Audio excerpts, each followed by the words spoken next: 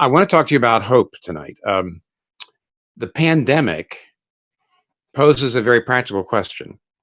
How do you get hope in the face of an uncertain future? Uh, our future looks very uncertain. Our immediate future looks very uncertain. Of course, there's not only the prospect of a lot of sickness and death, there's also economic devastation and a growing social inequality. The thing that we were bothered about before now seems absolutely to be getting worse. And beyond that, there's always the possibility of other pandemics. And we'll get to that in a minute. But the practical issue is, how does a society live without hope for the future? If you lose any hope for the future, how do you even have a social order? What I want to talk to you about is, first of all, how Western culture over the last couple hundred years developed a hope that it gave its members. Western culture has had a lot of hope for the future.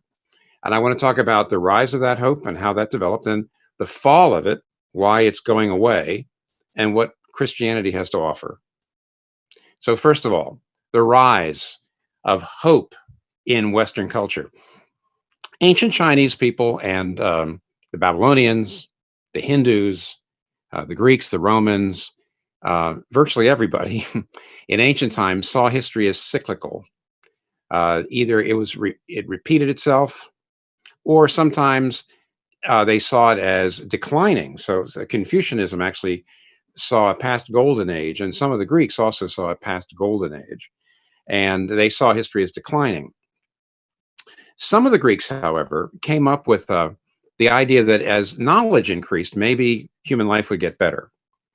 Robert Nisbet, who wrote a really very classic book, it's called The History of the Idea of Progress in 1980, shows how Western culture developed a linear view of history. The first culture to develop a linear view, not a cyclical view going around, or a declining view, but a view that said history is actually getting better and better. The human society is getting better and better, stage by stage by stage. Now, how did that develop?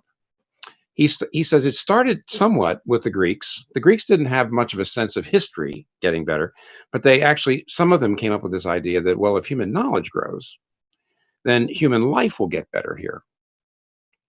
But as Nisbet points out, it was during the Middle Ages when Europe became almost completely Christian. That took up until around 1500. And when Christianity began to really pervade the European mind, the Christian idea, the biblical idea that history was going somewhere, that there was a God who was overseeing everything and someday was going to bring history to an end in which there'd be judgment and evil would be put down and everything would be made right. Everything would be made right. That idea got into the European mind. And then what Nisbet said is, starting around 1750, from 1750 to 1900, the Enlightenment and European intelligentsia moved away from belief in God, and it moved away from Christianity. But as the Europe got more secular, they did not let go of this idea they had gotten from the Bible, which is the idea of progress.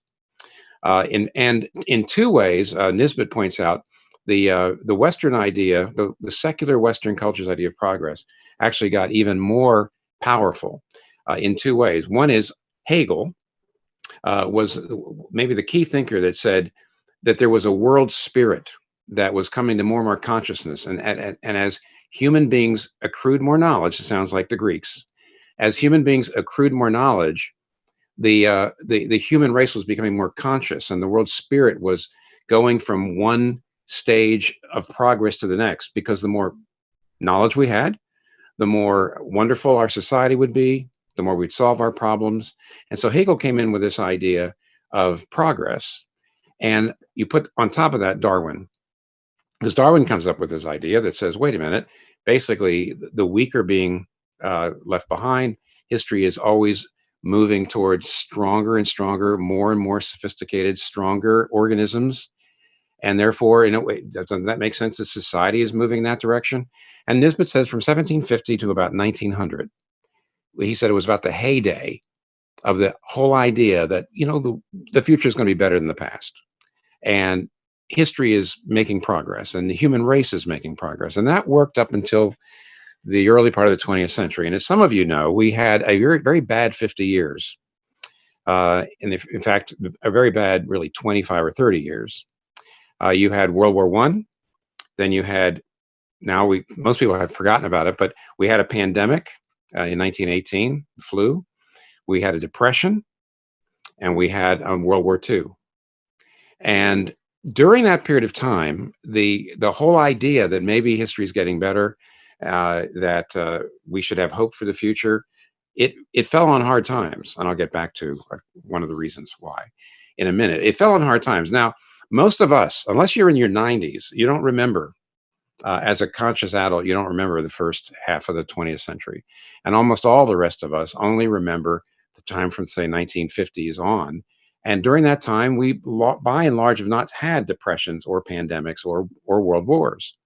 And during that time, there was a revival. Some people have pointed out that both Bill Clinton and Barack Obama, not only in their speeches, but in the speeches of their staff and other officials of their administration, dozens of times talked about being on the right side of history.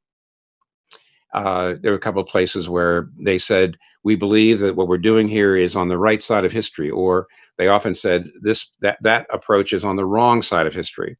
And that term came up, which was a kind of revival of the Western idea of progress, which had really begun to, which really fell on hard times in the first half of the 20th century. And so it started to revive. Silicon Valley and technology, even into the beginning of the 21st century, there was this idea that technology is going to be able to solve everything. And the whole idea came back that as knowledge increases and technology increases and science increases, things are going to get better and better. We're going to solve our problems. And then, of course, things have been falling apart. I'll give you a real quick rundown and the signs of it. Number one, you have not just this pandemic, but the fact is that pandemics now happen because of globalization.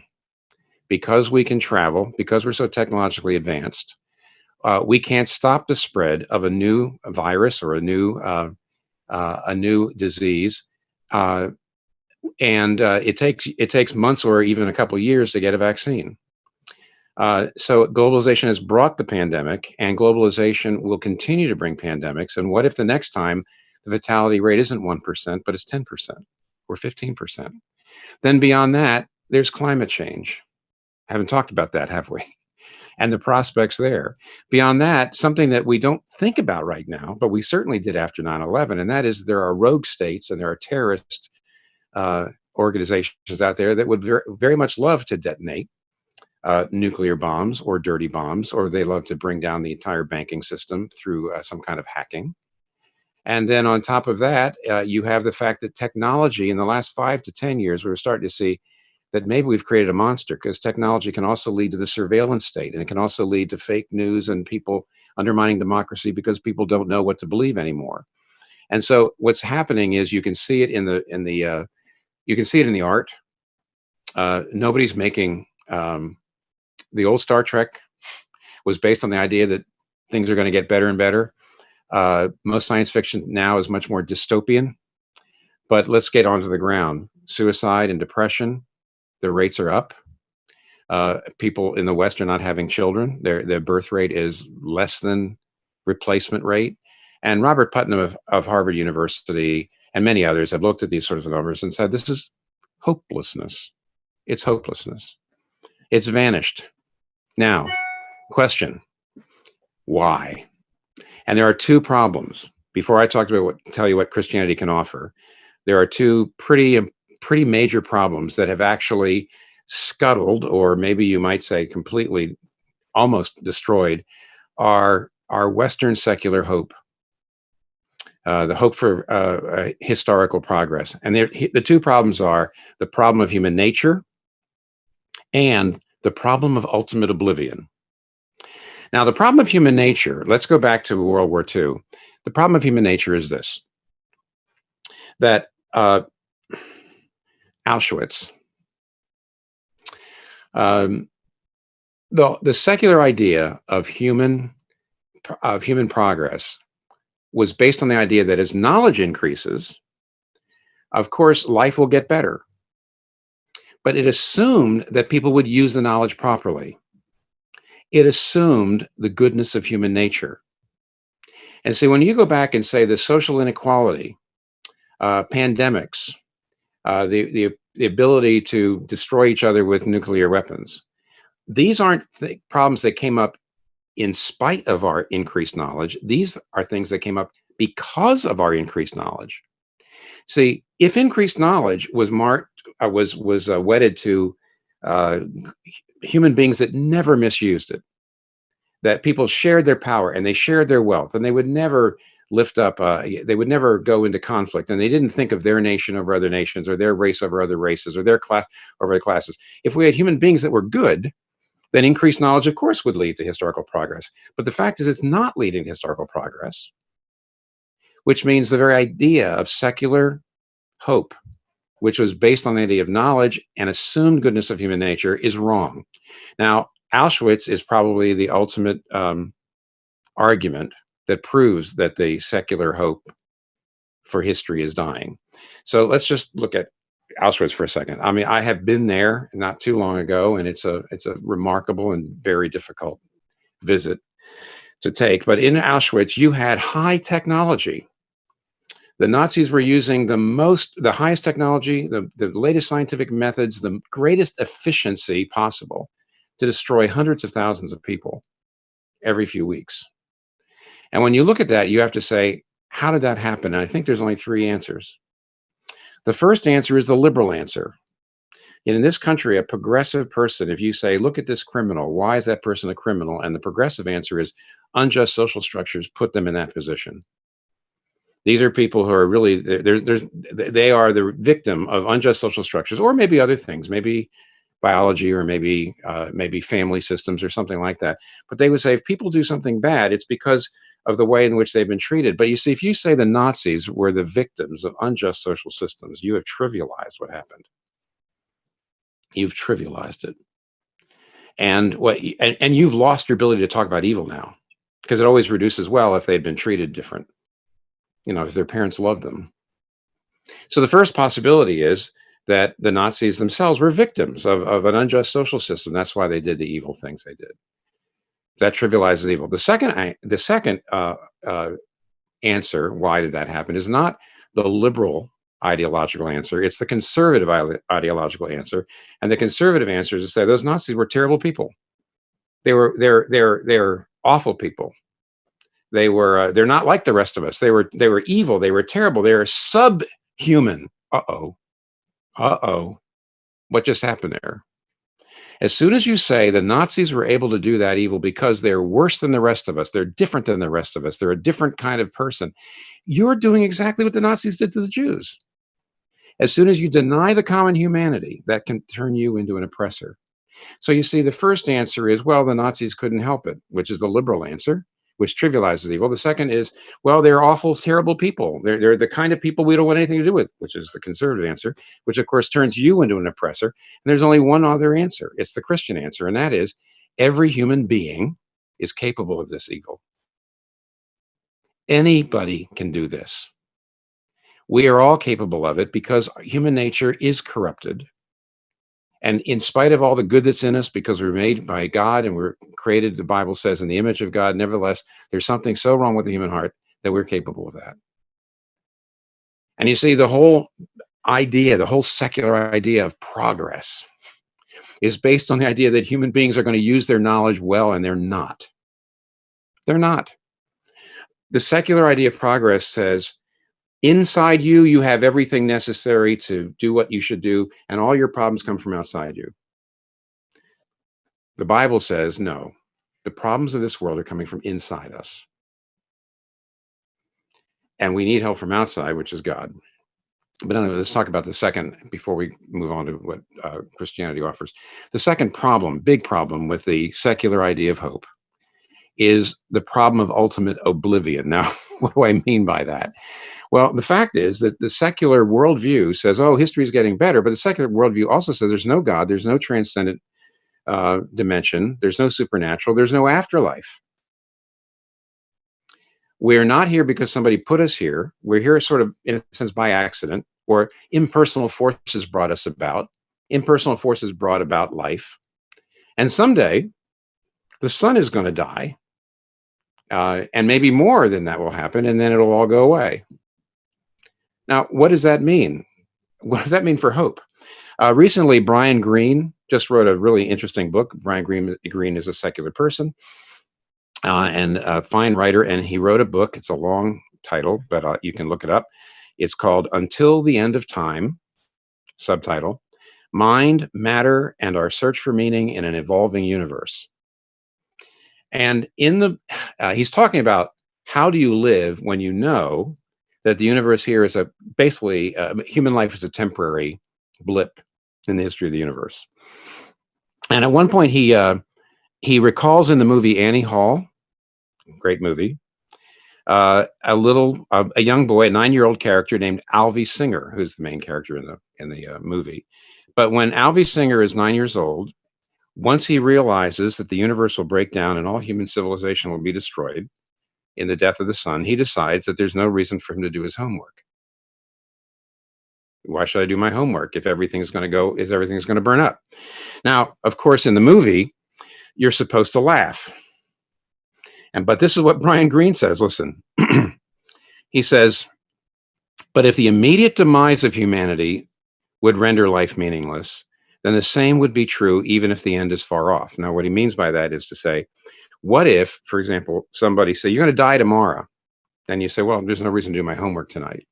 But he says, well, even if that's far off, he says, and this is what Brian Greene says. He says, human beings try to take comfort in symbolic transcendence. Symbolic transcendence, that is, the idea that what we do will live on in our works or maybe in the lives of our children. But the reality is that in the end, whether you live a life of goodness or of cruelty will make no final difference at all. Now, another person that talks about this is C.S. Lewis. C.S. Lewis, of course, was a Christian, but he makes exactly the same point. And he made it a number of years ago in a little essay called On Living in an Atomic Age. He wrote it in 1948. And at that time, there was nuclear war as a prospect for the first time in history. And some people said to him, now, aren't you upset that the nuclear war might end human civilization? And maybe everything we're doing would come to nothing? And this is what Lewis said, quote, if nature, capital N, if nature is all that exists, that is, if there is no God and no life of some quite different sort somewhere outside of nature, then all of human civilization will eventually die in the death of the sun. And so humanity will turn out to have been an accidental flicker, and there will be no one even to remember it. No doubt atomic bombs may cut short its duration, shorter than it might have been, but if the whole thing, even if it lasted for billions of years, we talk about civilization, human civilization, even if human civilization lasts for billions of years, will have to be so infinitesimally short in relation to the oceans of dead time which precede and follow it, then does it really matter if it ends a little bit early? Now, what Lewis and Greene, one's a believer, one's not, but they're trying to say the very same thing. If ultimate oblivion is where we're going, then ultimately it does render us hopeless. It does mean that the best you can do is do something that'll totally be forgotten. And in the long run, nothing you do, whether you're cruel or good, is going to make any difference at all. Nobody will be around to remember anything. That actually happens, by the way, sooner than the end of human civilization. Do any of you know the names of your great-great-grandparents? Not really. I don't. I think I could probably look it up. And C.S. Lewis is pushing us, and so is Greene pushing us to say, hey, if ultimate oblivion and the evil of human nature, if those are real, then there's really no good reason to have hope unless there's a God who has spoken and who has said, I'm going to bring history to a good end. Now, that's what Christianity offers. And let me just fairly briefly, though you have plenty of time to ask questions, fairly briefly, let me give you 4 ways in which Christianity offers, or the 4 aspects of the hope Christianity offers. Christianity offers a great hope for history. Okay, I'm not talking about the afterlife for the moment. I'm not talking about individual hope. I'm talking about corporate hope, social hope, hope for the future.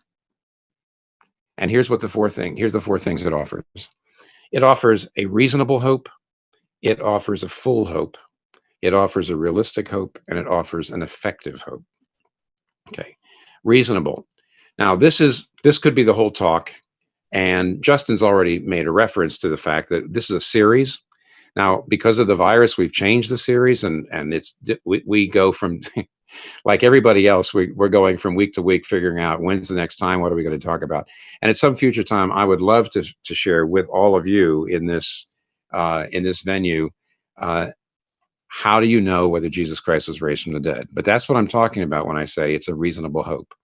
Of all, whether you're talking about Marx, Hegel, when you're talking about who all had hope for the future, if you talk about any other religion, they all talk about a certain amount of hope for the future. And yet only Christianity says, here's the guarantee that this is not just an emotional hope so. It's not just wishful thinking. Jesus Christ rose from the dead. That's proof that God is there and that there is going to be an end to history, a good end to history. The resurrection of Jesus Christ. Now, what's the evidence for the resurrection? Let me just say 2 or 3 things here. I'm telling you not what the evidence is, but that there is a lot. That it's the only historic hope that is rooted in something that's quite reasonable. And even though I would never want you to think that all the evidence for the resurrection is based on or hinges on one particular book, I would suggest there is one book in the last number of decades that was written that's probably the most formidable compendium of all the best evidence for the resurrection, plus adding a lot of things that a lot of people hadn't thought of in the past. It's N.T. Wright's book, The Resurrection of the Son of God.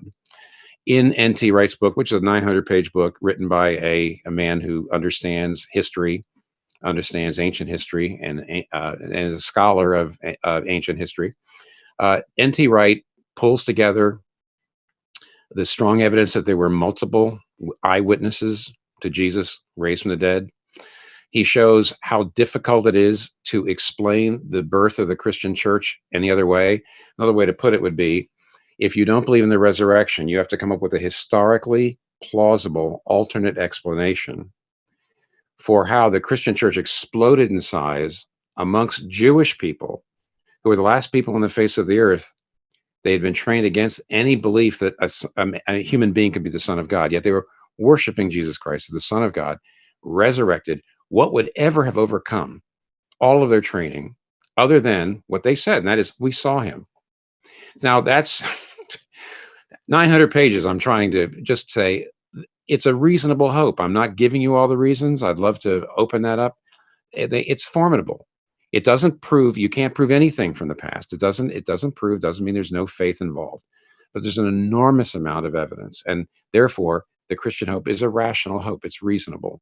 It's not just hope so. Number 2, it's a full hope. By full, I mean this. Every religion offers an alternative to ultimate oblivion. Only our secular Western culture, it's the only culture in history that has said to everybody, ultimate oblivion. Ultimately, history, human beings, we go to nothing.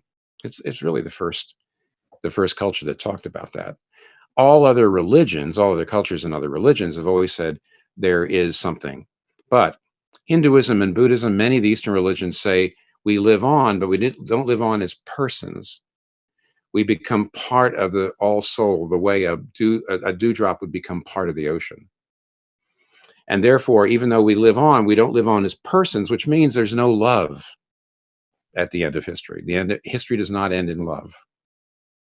Now, then you go to Islam, and Islam does believe that you exist personally in paradise, but it's an ethereal, spiritual paradise. Christianity, and only Christianity, believes in the resurrection, which is to say that at the end of time, God is not just simply taking us to heaven, but he's going to create a new heaven and a new earth.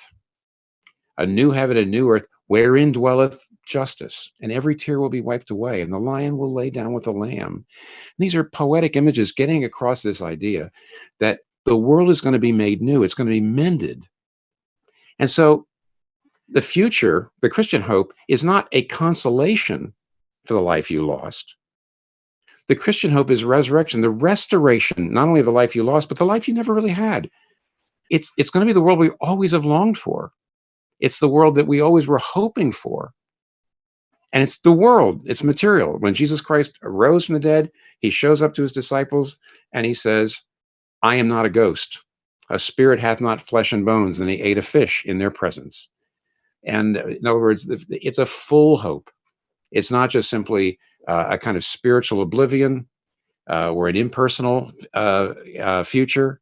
It's also not just simply going to heaven. It's a new heavens and new earth. So it's a full hope. Thirdly, it's a realistic hope. And here's what I mean by that. Hegel and Darwin and Karl Marx, I haven't talked about him, but Marx, of course, changed Hegel's view of history and also believed we were moving toward a workers' paradise, but he also believed that history was going up and up and up. That's unrealistic. If you look at Jesus Christ, he came to earth and things got terrible for a long time for him before they got better and he was resurrected. And you're going to see that, and you're going to see that in everywhere through the Bible. In King David, you're going to see it in Joseph. You're going to see it in figure after figure, because when the Bible says that in the end God is going to make everything right, he often takes us through death into resurrection. He doesn't just take us to higher and higher levels. It's very unrealistic to believe that every 10 years or every generation is going to have it better than the last generation. That's ridiculous. It also doesn't fit what the Bible says. The Bible says eventually all things work together for good to those who love God. Eventually, God is going to land the plane and bring in righteousness and bring in justice and bring in beauty and bring in wholeness. He's going to bring it all in. But it doesn't mean necessarily that every single generation things are going to get better. There's no promise like that. It's unrealistic. So the Christian hope is reasonable. It's full, it's realistic, and I said it's effective. It actually works. I'll just give you a couple examples, very quick, because we need to wrap up. Howard Thurman, who was an African-American writer and author, in 1947, he gave a lecture at Harvard on the meaning of what was then called the Negro spirituals. I think today we'd call them African-American spirituals. He was talking about the music and the songs that were composed by the slaves before the Civil War, when the African Americans were enslaved. And in that lecture, he actually took on two objections. The one objection was that the African American spirituals were too otherworldly, because they kept talking about heaven and about Judgment Day and about Jesus coming back and about crowns and streets paved with gold and all that stuff. That's just too otherworldly. And here's what he said. He says, that's ridiculous, basically. He says, out of these doctrines, this Christian hope, he said, out of these doctrines, the conviction grew amongst the slaves that this is the kind of universe that cannot deny ultimately the demands of love and longing. Uniting with loved ones in the future, in the afterlife, turned finally on the hope of immortality, and the issue of immortality turned on God. Therefore, God would make it right. And then, of course, the other thing that he responded to, and it's a great essay, you can probably find it online, I believe, was people said, well, you know what, but why do you have to take that literally? Why do you have to say that Jesus is really coming back or there's a real heaven? Why don't you just say things are going to get better? And he said, can you imagine sitting down with slaves in 1840 and saying, I want to give you something that will help you go out there and face life with your head high. And here's what I'm going to tell you. There is no judgment day. There is no God. But we think that maybe if we work hard, we might be able to repeal slavery. Well, of course, by the way, the slaves tried to do everything they could for justice. And yet, what Howard Thurman says, can you imagine telling the slaves, well, you know what, this life is all there is, and when you die, you simply cease to exist. Our only real hope is for a better world lies in improved social policy. And you think that would really get slaves in the 1840s to get up and really face the life the way they did? Absolutely not. The Christian hope is effective. It works. I guess one last thing I'll tell you is this. When I was going into surgery for my thyroid cancer, this is quite a number of years ago. Nevertheless, surgery, cancer, scary. And just before I went in, I remembered a little place in the Lord of the Rings, which is the third book, in which Sam and Frodo, of course, are on their way to Mount Doom, and everything looks so bleak. Everything looks so bleak. And as Frodo is going to sleep, Sam looks up and he sees a star. And this is what the text says, and this is the book. Sam saw a white star twinkle for a while, and the beauty of it smote his heart. For like a shaft clear and cold, that thought pierced him, that in the end, the shadow was only a small and passing thing. There was light and high beauty forever beyond its reach. And I suddenly realized, you know what? I might die, I might live. But I suddenly realized if what the Bible says is true, then we're all on this little dark blip called Earth. And temporarily there's darkness here. But this is in an ocean of light. There's light and high beauty forever beyond the reach of anything wrong in this world. And all I suddenly realize is I'm in a little speck of darkness in a universe of light and beauty. And whether I die now or whether Jesus comes back before I die, it doesn't matter. Everything's going to be all right. And I was able to, I'm still glad they gave me anesthesia, but I was really pretty relaxed. So that's all for now. And what I'm going to do is I'm going to turn it back to Justin on that note, and we're going to find out what you all want to talk about. Great. Thank you so much, Tim. Yes. So now we're going to hear from some of our friends who are exploring Christianity, of course, during this time of question and answer. Again, just encourage you, if you have any questions, to please feel free to text those questions into the number that was sent in your registration. And again, we will get to as many of them as we can in the time that we have. Tim, we'll start here. You touched on this a little bit toward the end there, particularly as you were discussing the spirituals. But question is just simply this: so if what you're saying is true, that for Christians, then do Christians experience hopelessness or fear or anxiety? Of course. And the reason for that is that if you were able to live with not just your intellectual faith, but with a sense on your heart of the reality of what you believe, and that sense of reality was 100%, then you would never have any problem. But actually, the relationship between what you are, your convictions, and how real those convictions are to your heart is something we live with all the time. So, Lewis actually, this might not be, C.S. Lewis actually tells a story where he says, if you, what if you were about to meet a guy? Okay, so he was talking about, he said, if you're a man and you're about to meet another man, and your friend says, look, I want you to know that this new man you're about to meet is so charming. He's so wonderful. He's a brilliant conversationalist. Everybody's just eating out of his hand. He's going to make you feel like you're his best friend, but you cannot tell him anything private because it'll be all over town. You cannot trust him. He's a gossip. He loves to tell. So please don't. And he says, what happens is you get to know the guy, and he's just so wonderful, and you really want to be his friend. He seems brilliant. He seems wealthy. He seems like he could open a lot of doors for you. And you really, you know what your friend told you, and yet it doesn't seem real to you at the time. And so he asks you a question, you tell him something, and later on, of course, it does get all over town. And Lewis is trying to say, it's not like you didn't at that moment believe what I told you about you can't trust this man. But on the other hand, at the moment, it wasn't real to you. It just didn't feel real to you. Or maybe you didn't even want it to be real to you. And so he says, it doesn't really mean that you changed your mind. There was a disconnect. Now, when it comes to belief in God and this sort of belief, there's times in which the connection is extremely strong. And I was describing one right before I went under for my cancer surgery. I was amazed at how real. I said, I believe this, but boy, it's just such a comfort.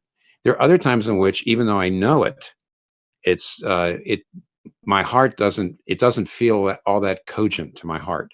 So we are head and heart, and therefore, yeah, there's nobody is going to overcome doubts. Here's one of the things I most liked is that at the end of the book of Matthew, it tells us that when Jesus Christ, the risen Jesus Christ, showed up to his disciples, this is the very end of Matthew, it says they listened to him, but it says some doubted. It's a fascinating little phrase. If you read what the commentators say, they said, if you were making this up, they would never have said that some of the 12 apostles, when Jesus was meeting with them, some doubted their eyes. They just couldn't even believe it really was him. You wouldn't put that in there. And it probably is really what happened, which just goes to show, you might say, well, if Jesus actually appeared to me, I would have no more doubts. And I don't think that's true. I think as long as we're in this life, I think our heart will find spiritual realities difficult sometimes to grasp. So, I mean, just let's make this really present and practical. We are in the midst of a season where the word that just keeps coming to me is incredibly disorienting. It's constantly disorienting. It's hard to find your bearings. And someone had said, well, sure, this idea that we live in a small universe, but I'm dealing with the death of a friend right now in the present. How does what Christianity says about hope in the future tense make any sense of how I'm relating to it in the present tense? And I think in particular in this season where it just seems like so many people are wrestling with that. Yes, this seems like great theoretically into the future, but what does this mean for me right now? Yes. Actually, if I had more time, I'll try to do this right now. But to answer your question, I need to unlock that the third point of what I said. There's our hope is Christian hope is reasonable, it's full, it's realistic, and I'm not sure that's the best word. What I was trying to say is that the Bible does not say that you go from strength to strength to strength in life. That if God is with you, things get better and better and better in your life. It's success after success after success. The reality is, if you read through the Bible, is that God never, ever just gives people strength and then they go on to success. Generally, God always brings strength out of weakness. It's actually one of the main themes of the Bible. David, little David goes up against Goliath. None of the other warriors were going up against Goliath because they were afraid of him. David comes up there. He's actually too young to be conscripted into the army. And when Goliath sees he's just a kid, he laughs, he gets out his guard, and of course, that's why he dies. God basically uses David's weakness as a form of strength. Joseph, who is sold into slavery, and he's put into a dungeon. That's back in Genesis. And only because of his weakness and because of his darkness and because of all these horrible experiences he's having, does he actually become a person who can save Egypt from the famine and his family from themselves. And if you go through, it's Jacob, Joseph, Moses, who's an abandoned orphan, by the way. It's one after the other. God always does not just move you to resurrection without a death, or he doesn't move you into the light without going through darkness. And in fact, Jesus himself did that. Jesus Christ saves us through his weakness and his death, not his coming in success. He didn't do that. And therefore, when you're going through stuff like that, you say, well, how could I get any hope? Well, the answer is you are walking the very same path. If you're trusting in God, then God is walking with you in the furnace, like he walked with Shadrach, Meshach, and Abednego in the furnace when they're thrown into the furnace in Daniel chapter 3. He's always there with you. He's always working.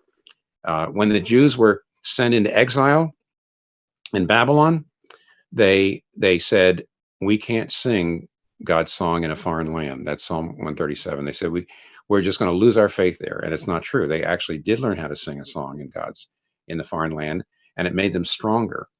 They learned how to exist as a coherent minority over the centuries, where all the other great nations that were oppressing Israel have gone the way of the dodo bird. Because, in other words, God actually, through the exile and through all that suffering, made them into something great. So that pattern, I have to say, modern people don't get the pattern. They feel like we should be going from strength to strength, because I do think that the secular hope narrative brainwashed us. So the idea if things aren't getting better and better, what's the matter with God? What's he doing? Or what's the matter with life? or let's sue somebody, because basically life isn't supposed to, it's not supposed to hurt like this. So, Well, I think someone's got the logical next question to that, right? So if all of that is true, then, and their question had several parts, but I want to maybe hone in on the last part of their question. They say, well, I guess they mentioned some of the things that you're talking about. No, let me just read the whole question. So track with this whole question for a second. So in the Bible, sure. The hope that it refers to usually is about the eternal hope in the future, right? But what does that mean, God? But does that mean that God would be ignorant about our current situation that isn't filled with much hope? I guess what I'm trying to say is that there is still life on earth, but isn't hope for the future, meaning eternal life. So what's the point of living in the present too? So at least the way I'm understanding this question, what's the point of living then? If all the hope that we have exists in eternity, why bother living now? Well, the glory, Paul says, and I don't completely understand this. I believe it, and I do sense it, even though it's a little hard to break it all down. He says, these slight momentary afflictions are preparing for us an eternal weight of glory beyond all comparison. That's in 2 Corinthians 4. The afflictions we're going through now is preparing for us an eternal weight of glory beyond all comparison. And what he's saying is the glory that our current troubles is preparing is going to outweigh them. I do think Teresa of Avila, who was a Catholic sister who wrote spiritual theology, she says the first kiss and hug from Jesus Christ when we get to see him is going to more than compensate for 1,000 really, really, really bad lives. And what Paul means is, now here's the thing I don't quite understand. My last answer, which went a pretty long time, because I'm really trying to make the point, is that God gets you to glory. It's never linear. It's V-shaped. It's never steps. It's V. Because look at Jesus. It was because he emptied himself of his glory and became a servant and was obedient even to the death of the cross. Therefore, God has highly exalted him. So you can see it in Jesus, that the glory Jesus has is due to his sacrifice, his suffering, the darkness he went through. The glory that David got was because he risked his life and made himself vulnerable. The glory that Joseph got was only through the darkness of a dungeon. And so there's some way in which Paul is saying our sufferings, sometimes it changes us and makes us better people, wiser people, deeper people, happier people, because it drives us like a nail into God's love. So we have to rely on his love rather than circumstance, favorable circumstances. It also might mean in some other way God is keeping a record. I don't know. But that verse means God is very concerned about the present. And actually, the future glory is linked very, very, very tightly to what's happening in your life now. So again, this is just to maybe build on that a little bit. As I'm hearing you describe that, I mean, what strikes me is the fact that it seems like it's almost like God is orchestrating suffering, or God's orchestrating these difficult times, and that seems completely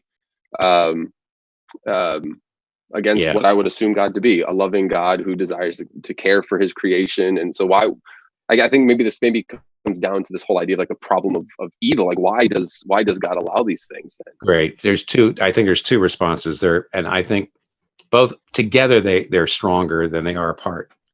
The one response is that if you're a parent, and like you are, Justin, you do know how impossible it is sometimes to tell your children something that's going to make them very unhappy. I just remember when my kids were, we were leaving Philadelphia to come up here, and they were pretty young. They were all in the single digits. Okay. The oldest one wasn't, but basically they were, 5 and 6 years old and 8 and 9 years old. So when you're trying to speak to them and and you're saying, we're leaving completely. And so all their best friends are there. So they're going to lose all their friends. Okay. And you, here you are, this 38-year-old self saying to your 7-year-old, don't worry, honey, you won't even remember these kids. And we're going to a way better place, and you're going to get new friends. And that makes no sense to a 7-year-old at all. And at a certain point, you have to say that, in other words, they just cannot, their minds can't get into it. And they think you're being cruel. And at a certain point, you have to say, you're going to have to trust me. Now, the difference between a 38-year-old and a 7-year-old is minor. It's tiny compared to the difference between God and us. And if you are, on the one hand, going to say, God just seems to be kind of manipulating and he's not really loving, well, that's what my 7-year-old said. And that's what, if you have a 7-year-old, your 7-year-old will often say things like that. So you don't love me. You're just, you must hate me or something like that. The second answer, though, which I think is important, is that he is not a puppet master. That is to say, the Bible has an unbelievably sophisticated understanding of the relationship between how God arranges things and how we act. You and I think that if God is in charge, then we're puppets. Or we think that if we really are responsible and if what we do really matters and affects how we live, affects our destiny, that our choices matter, then God is sort of waiting back here to see how we do. But the Bible over and over and over again says it's not 50-50 God and humans. It's not 80% God and 20% human. It's 100%, 100%. It's called, the theologians call it concurrence. It says that when Jacob lied to his father and made his brother ready to murder him, and he had to run away, and really, in many ways, just really wounded himself and wounded his whole family and ripped everybody apart. That was his fault. It was his fault. He shouldn't have done it. And yet, at the same time, he actually ends up marrying, out of his marriage of the woman he finds in this new place comes the Messiah. So on the one hand, it's clearly not plan B that he did all that. I mean, that's part of God's plan, but at the same time, he was absolutely responsible. That's very difficult for modern Western people to get their hands on, to say that we're really not responsible. God's just up there arranging. I need to know, on the one hand, that what I do matters, or I'm going to be passive. But I also need to know that I can't totally screw up my life, that God's behind it and he's got a plan. Otherwise, I wouldn't want to get out of bed in the morning. So as strange as that paradox is, it's the only workable one, because any other approach that says God is just being a puppet master or I'm in charge would lead, I think, either to fear or passivity. So you put all that together. No, he's not just arranging things in a cruel way. He's a loving Heavenly Father who often does things for his own glory and our good that we spiritually 7-year-old people cannot understand. Maybe even just briefly, or maybe not briefly, if you're feeling this way. But so far, there's been a couple of things that I've heard. So I've heard in your talk, you used the Nazis as an example and essentially said we're all capable of that kind of evil. I just heard you call me a 7-year-old. And there might be some who are just offended by this idea that I would never be do such great evil things as the Nazis, and I am an educated, well-read person. I'm certainly no 7-year-old, and just maybe not even be able to get past that idea of being thought of or treated in that way. How might you respond Sure. to that offense? Yeah, that is a perfectly natural, visceral response. Now, if I'm sitting here with you, I mean, Justin, you're standing in for folks here, but if I was the people who are asking that question, if I was with them, I would say, of course, that's how I feel too. I mean, if I just go on my own self-knowledge and self-awareness, I would also say, I can't imagine myself ever doing anything like that. How could you say that? But number one, go back to the argument.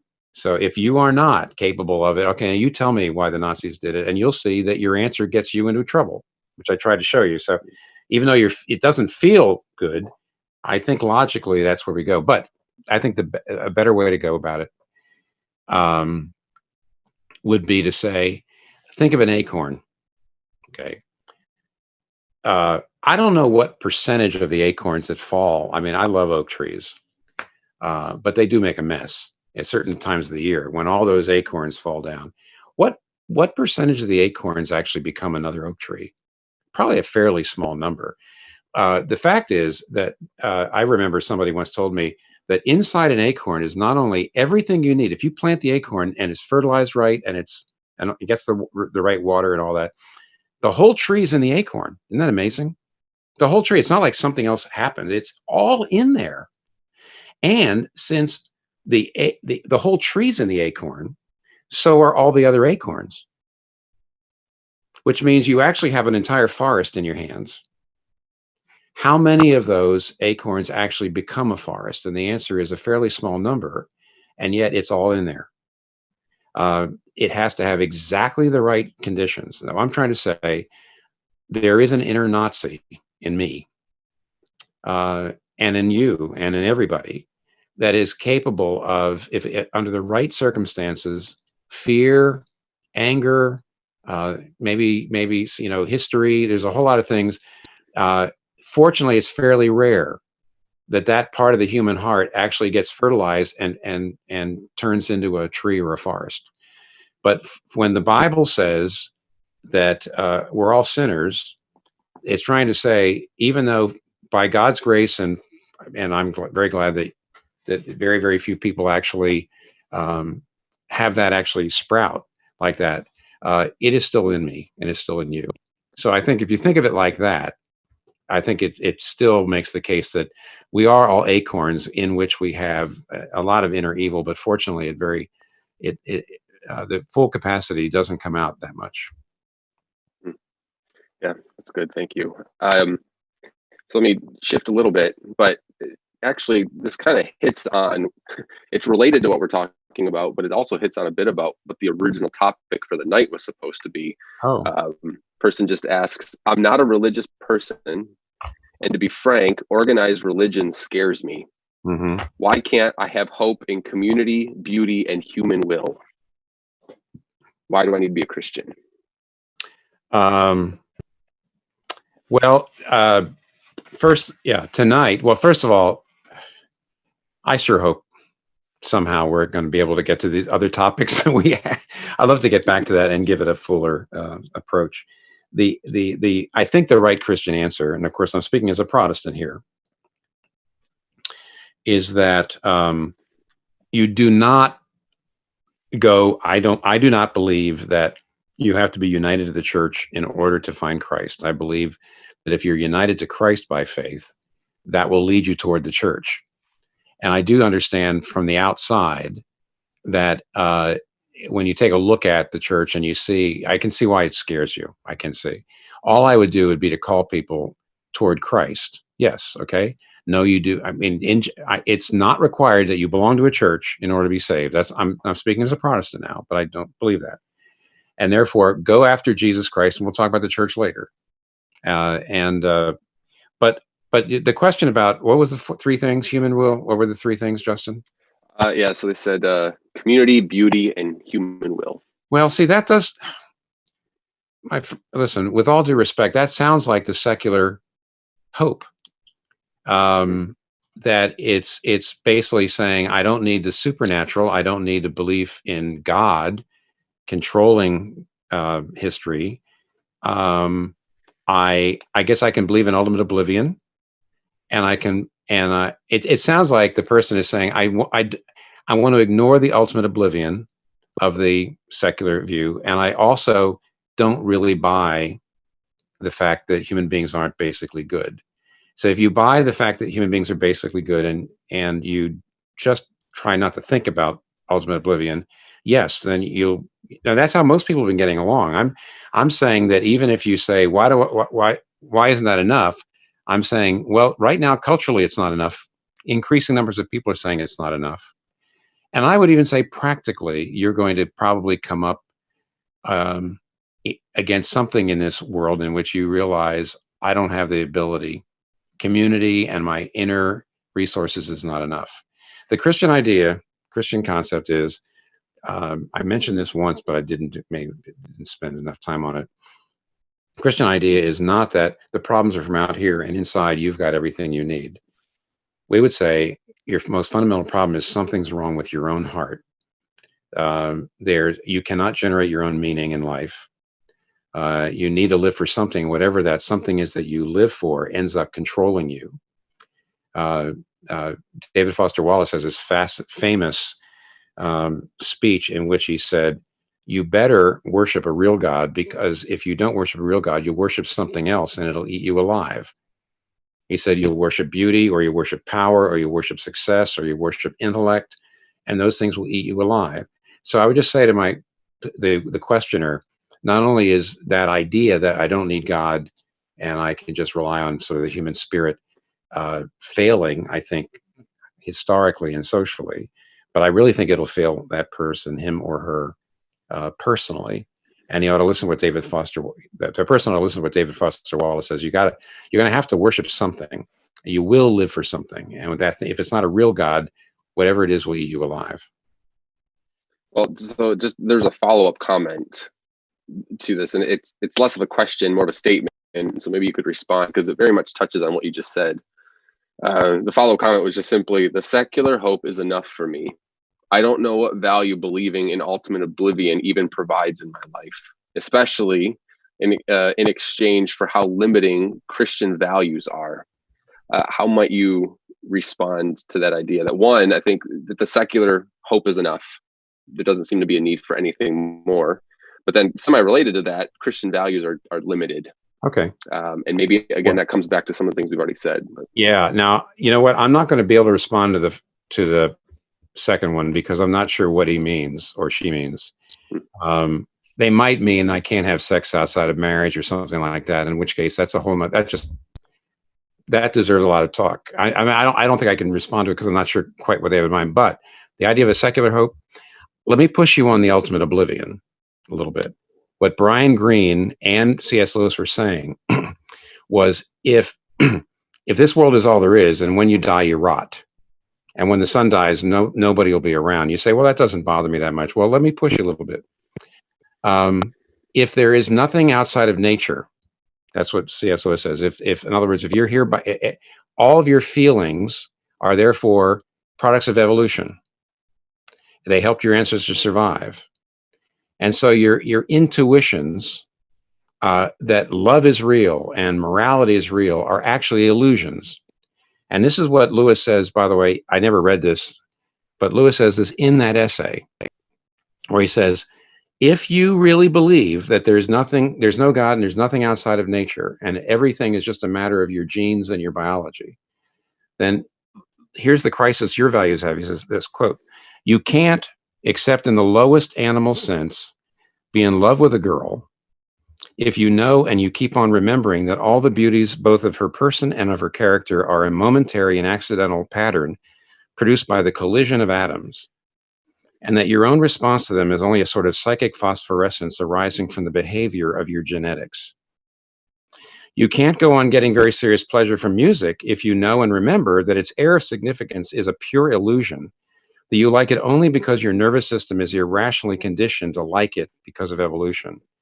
You may still, in the lowest sense, have a good time, quote unquote, a good time, but just insofar as you ever have a very good time, just insofar as your good times threatens to push you on from cold sensuality into real warmth and enthusiasm and joy, so far will you be forced to feel the hopeless disharmony between your own emotions and the universe in which you think you really live. And what he's saying there at the very end, let me just read that. He says, so far will you be forced to feel the hopeless disharmony between your own emotions and the universe in which you really live. Your emotions say love is real. Your emotions say that there's something significant about great music or art. Your emotions say that there really is such a thing as some things are really morally evil. That I'm not just conditioned by my genetics or by my culture to believe it. There's some things that are really wrong. And he says, if you believe that, you will be forced to feel the hopeless disharmony between your own emotions and the universe in which you really live. And that means I really do think it's not just a matter of, I don't have to think about oblivion at the end of time. It also means I can't think about the reality that what I really know in my heart about love and beauty and morality isn't really possible because of my understanding there's no God and this world is all there is and I'm nothing but matter. So at this point, I'm saying I don't know that in any way, that's incredibly limiting. That is unbelievably limiting. The secular approach is really limiting. I mean, whatever you think about Christian values, they're consistent because they're grounded in the idea that there's a creator God who made us to live in certain ways. And he loves us and he wants us to live that way because he wants us to thrive. So that's enough for that. But I wanted to read that section because I didn't have time to read it anyway. So thank you for the opportunity.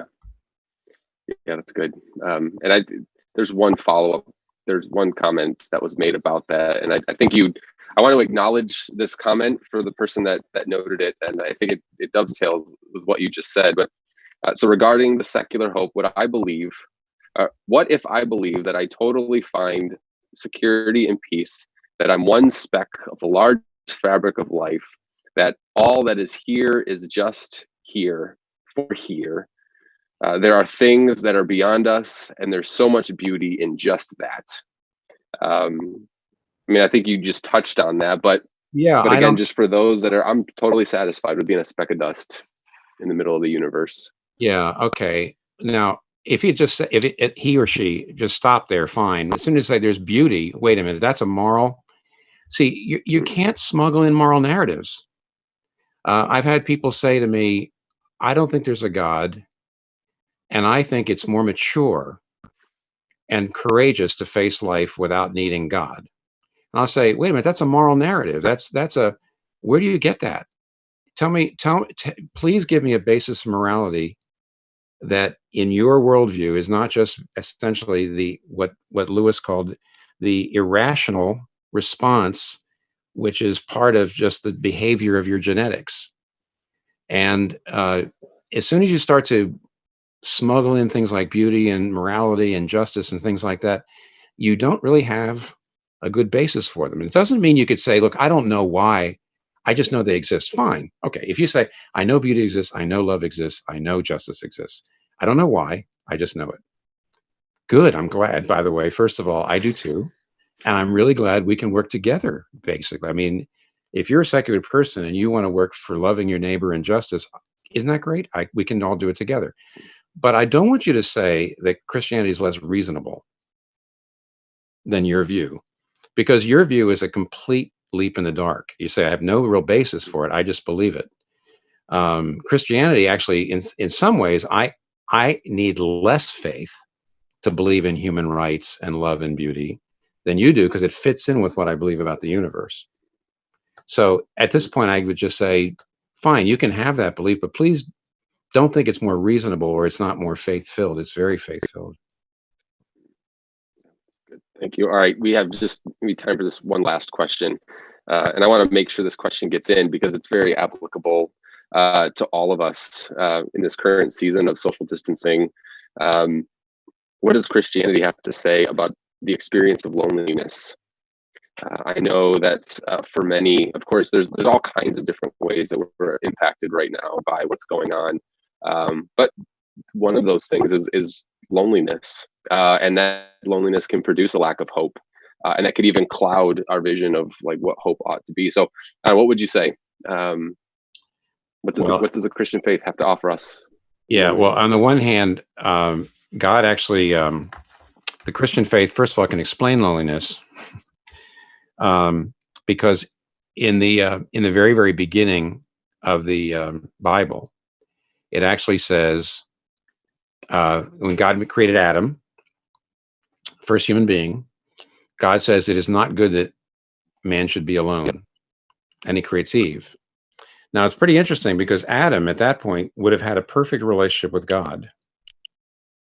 And yet, even with a perfect relationship with God, there evidently was something lacking, and that's only because God must have created it. Now, there's the only way that Adam would need some relationship besides his relationship with God. In other words, you might say a horizontal relationship as well as the vertical relationship. The only way that would be true is if God created him with that capacity. And therefore, on the one hand, I would say that if you're all by yourself, especially those, a lot of New Yorkers are single people, and so they're quarantined really all by themselves, and that's tough. And if you feel lonely, the Bible can explain it. It's not just a herd instinct. It's not just your biology. It's that you are created to need other human beings, because God himself is a relational God. And so you're made in his image, and therefore you're going to be lonely. Having said that, I can tell you this. It's my modern life, and probably yours as well. I mean, I'm older, so I probably am not experiencing as much as, say, you, Justin, or others. It seems like the younger you are, the less solitude you seem to have. You're now with the phone, you're never alone with your thoughts. And I've found that by being sequestered, fortunately with the person I love most in the world, my wife. However, I'm still lonely for my children, my grandchildren, my friends. And yet the time with God, if you have a relationship with God in which you really do sense him talking to you and speaking to you and loving you and showing you things in his word, the advantage of being alone is that you can actually fill that loneliness if you're a Christian and have a genuine fellowship with God with him. So I start off by trying to say, look, I am not saying, oh, if you have a great relationship with God, you won't be lonely. I did not say that. In fact, the Bible explains why you'd be lonely anyway. But if you have that relationship with God, it's a massive, massive help in times like this. Massive. Because there really is somebody who you can have a conversation with, who's always there. And with that, frankly, sometimes unless you have times of enforced solitude like this, a lot of us actually forget what we have with him. And that's beautiful. And I think that even emphasizes all the more some of the things you already were discussing about what it means to experience and to know God all the more, even in these like really difficult, disorienting, hard times. There's beauty that can be found there. So thank you, Tim. That is all the time that we have for questions. Thank you so much for those of you who are sending them in and sending up the follow-up thoughts. We're so very grateful for your willingness to do that. And we want to thank you for being here with us this evening. A couple of quick things before we go. We want to just remind you that our next Questioning Christianity session will be on May 7th, again at 7 p.m. As of right now, full disclosure, the topic is right now planned to be how and why can we believe in Jesus? Stay tuned. We'll see if that topic sticks. But you can register for that topic at redeemer.com/QC2020. And if you are interested in what you heard tonight and want to continue the conversation, you can reach out to us at qc@redeemer.com. You can also access a variety of free sermons, one of which in particular called Living by Faith in Troubled Times. The link will appear on the screen there soon. Again, thank you so much for joining us. We're so very grateful, and we hope that you are safe as you are staying home, and we are grateful for your willingness to participate. Blessings, friends.